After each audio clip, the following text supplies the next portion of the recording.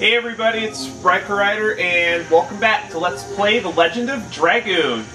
Today we are going to take on Lloyd for the first time for the last time. Well, maybe not the first time, but I don't think that fight against Lloyd in Disc 1 counts. Because Lloyd is non-elemental, I have taken Dart off of Heat Blade. I've given him Bandit's Ring in this fight because Lloyd can evade attacks just like in the first battle you fought with him, but it's based on the character's speed. The slower your speed, the more likely he will be to evade your attacks, and just the more turns he'll get in general, so it's important that the team you use be very fast. Rose with Dancer's Shoes, Physical Ring. She might have issues surviving Lloyd's physical attack. I've geared this party towards surviving as many magic attacks, since even with a party this fast, it is still entirely possible for him to get 2 consecutive actions. Another reason why I'm using this party instead of Al, besides magic defense, is that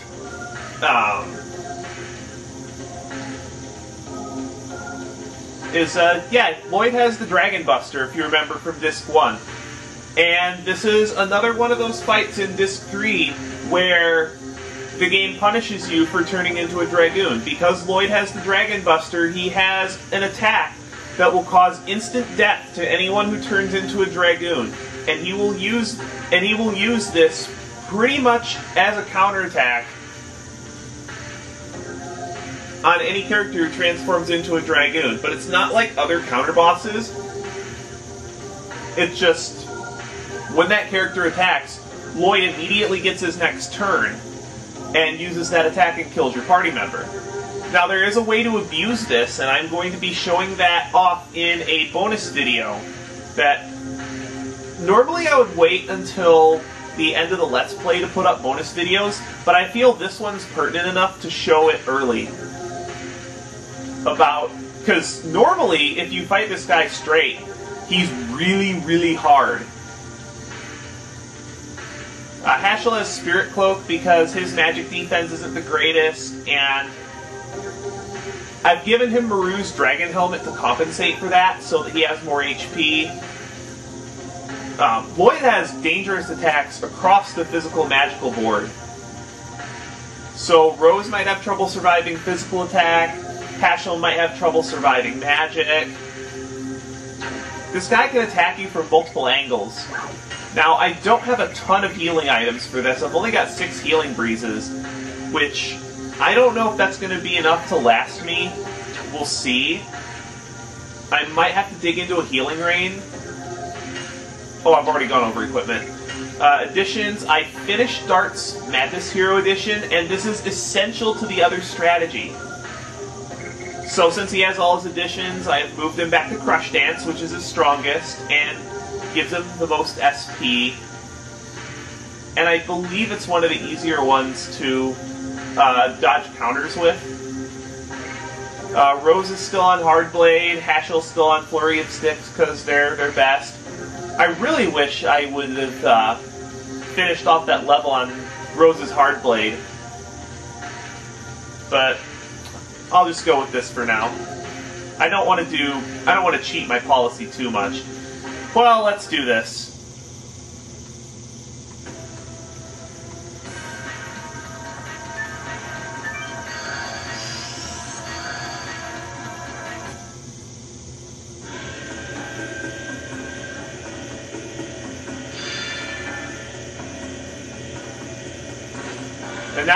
And now Lloyd has the Moon Mirror, meaning that he has all 3 Divine Moon objects. What is he going to do with them? He's not going to do anything to us with them because we're going to stop you right now.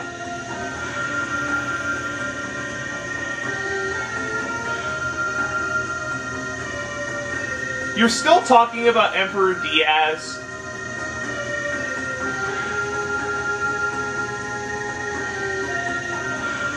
Lloyd, what are you talking about?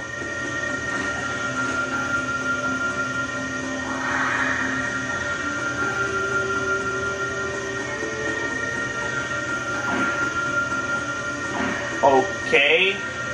Yeah, I guess we can finish up. But if he started releasing the power of the 3 divine moon objects, then what's stopping the 108 species from being released anyway? And what is the 108 species? That's going to be explained at the end of the disc.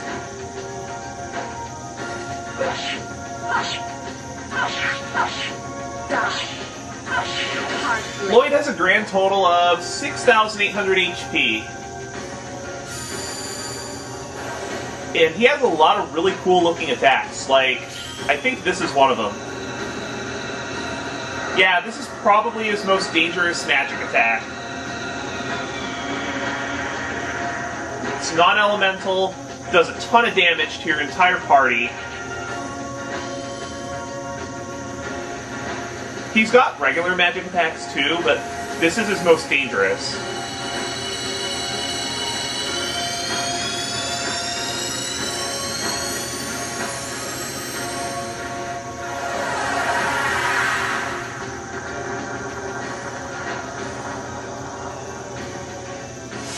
Ow! Yeah, this is the reason why I didn't want to use, what's it? I didn't want to use Al in this fight, because it's just... The reasons why you would want to use him in this fight would be for his Dragoon form, and... Yeah. You're not allowed to do that. Well, you can still use Dragoon form in this fight if you want to. You'll just have to only use one SP level at a time, and then you have to start watching how much SP you have, and it just becomes more of a headache than you need it to be. Over here. As you can see, even with parties this fast, he sometimes dodges your attacks still, but Kongal... But if you say Kongal or Hashel unaided in terms of speed in this fight, they'll almost never. Ow.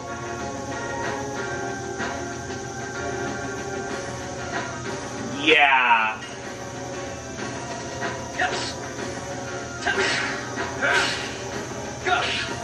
Yeah, his attacks tend to hurt. So I think I'm just gonna have Rose block this turn. Try to extend the life of my healing items, because I'm only doing, on average, 300, well, 600 to 700 a turn. This is his physical attack.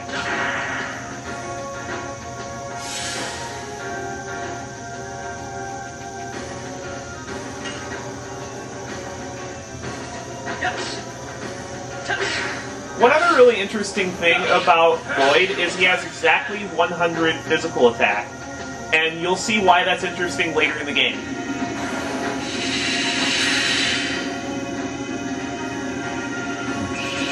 Now, if I remember, this attack's powerful too. Now, this is one fight that I would definitely not be ashamed in using your healing reins for.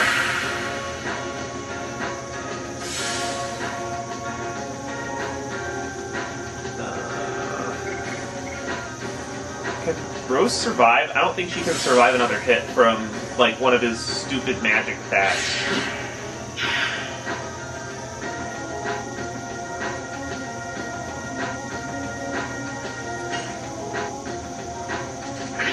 If you want your healing breezes to last here,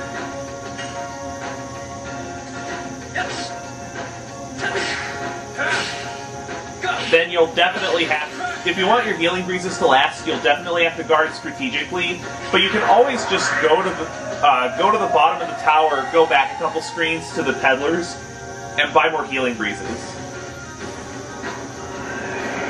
This might hurt Dark quite a bit. I'm probably going to have to use a healing breeze next turn. Huh. That didn't do nearly as much damage as I thought, but it's still going to necessitate a healing breeze.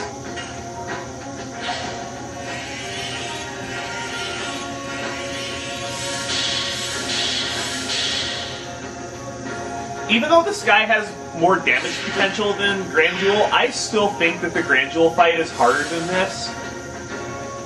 Simply because of just how much more Grandjewel restricts what you can do. Like, if you only have one SP level, you can actually go Dragoon and use, like, Final Burst on this guy if you want. And it won't affect your damage because he doesn't have a Dragon Block stat.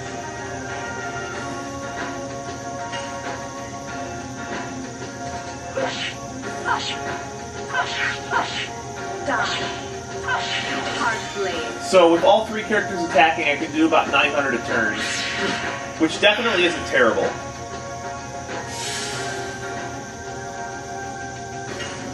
Okay, good, he's in the yellow. I'm in good shape.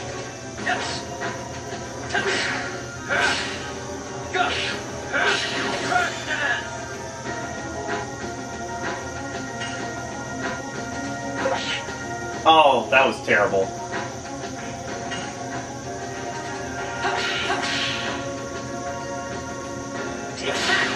Now, I will keep a save here if you guys, like, want to really see what happens if you try to use Kongo in this fight. He'll just dodge your attacks over and over, and he'll get a bazillion turns. It's very hard to beat this guy with a slow party. I really don't understand the people who love using Al and Kongo for the whole game.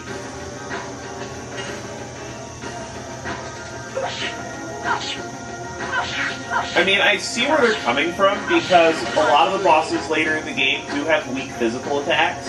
Or not weak, or they're weak to physical attacks, as opposed to magic.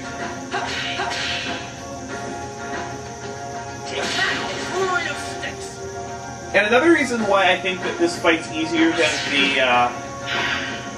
the Grandjewel fight is because he doesn't really his physical defense is much lower than his magic defense, unlike, say, Grandjewel, whose magic defense or physical defense is just through the roof.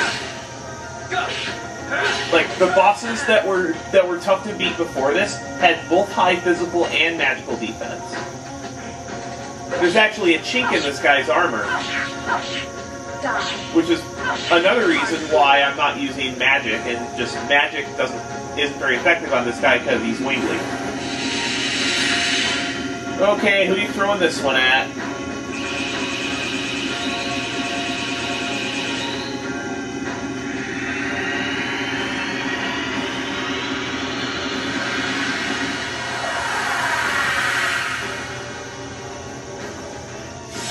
Ooh.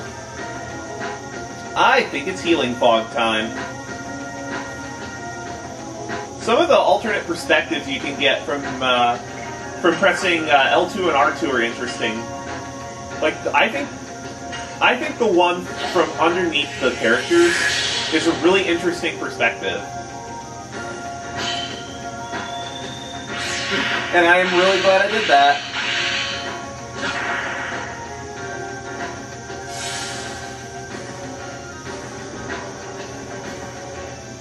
Can Hatchel take another hit? I'm pretty sure he can.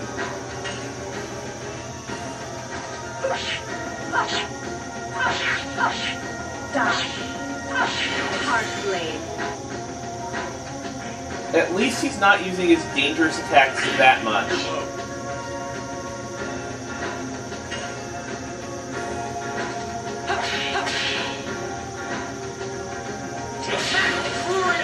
And to people who say that his evasion is just random occurrence and not based off your speed, I can debunk that myth with previous playthroughs. That was terrible.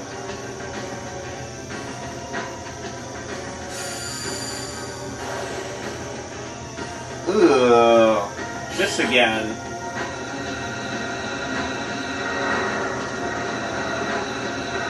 Another issue I have with running slower parties against this guy, even if they do have higher magic defense, although the slower characters tend to have lower magic defense anyway, is you can be pretty much boned if he uses this attack twice in a row. Because I don't think I don't think without a very specific accessory setup that anybody can survive 2 of these in a row at the level you're expected to be at for this fight. And thank you, Spirit Cloak.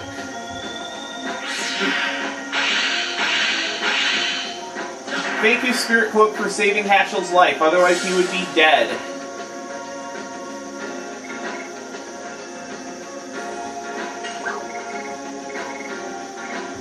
Ah, Healing Breeze time.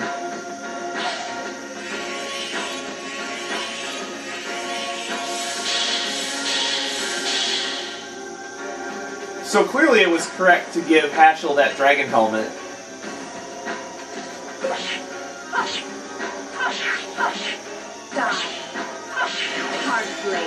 He would have been dead a number of times over.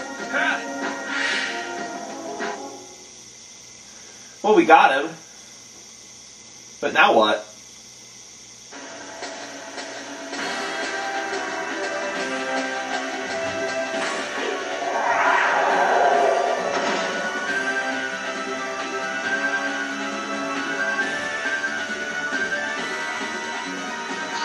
Huh?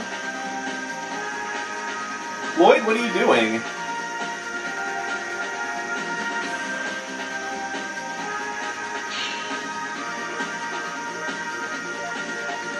Well, he's got nowhere left to run, and we beat him in combat. You get so dark, you gonna kill him?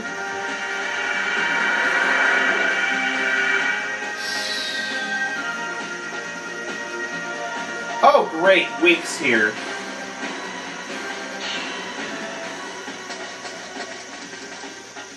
Wink, seriously?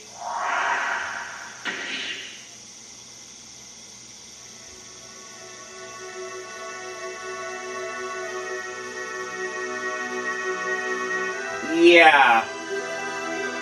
Who didn't think this was going to be a plot device?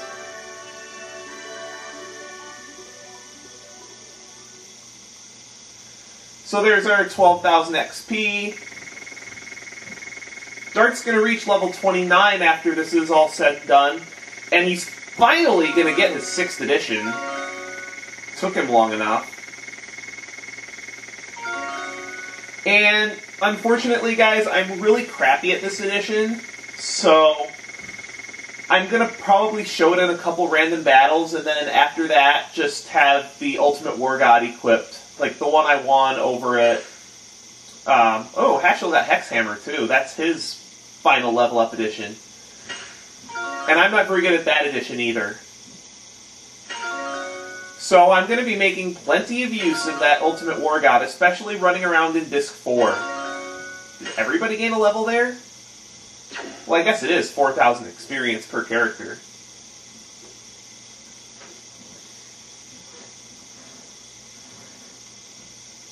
And what I don't understand is how Wink knew to come here.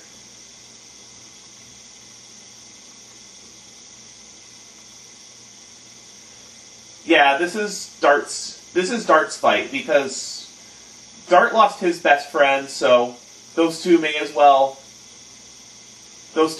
well settle it by themselves. We don't need the rest of the party up there. But yeah. Why?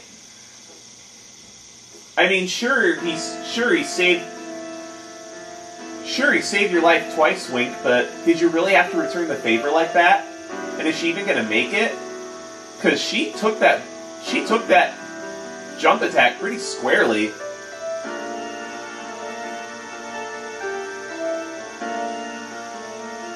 And that too.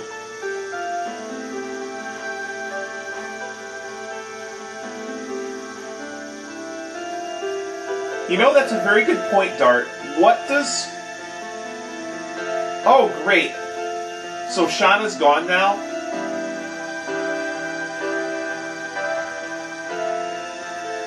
Okay.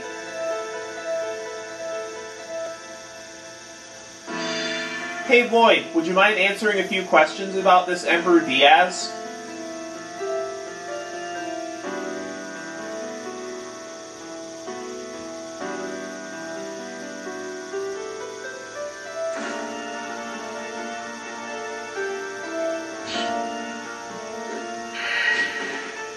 I really love how Dart handles Lloyd's request by just dropping his sword on the ground and punching Lloyd square in the face.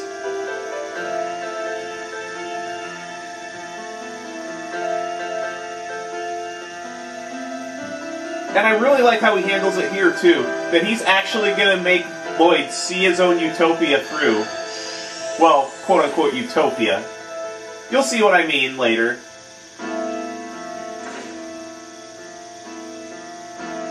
Hey, Dart, you kind of forgot your sword. You maybe have wanted...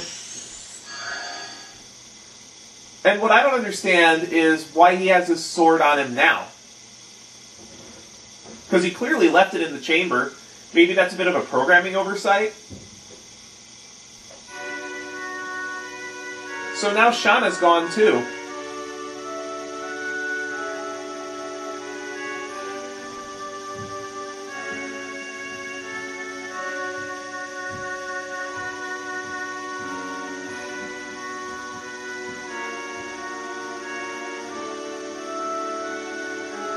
So now we have all 3 Divine Moon objects for ourselves, but we need to take them to this Emperor Diaz.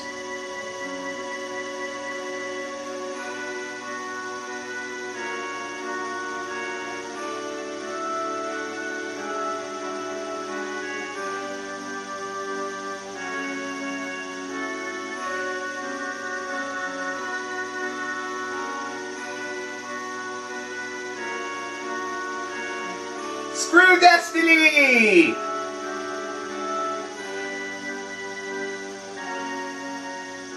Well, true, she is a Dragoon before she is a Sacred Sister of Milsiso.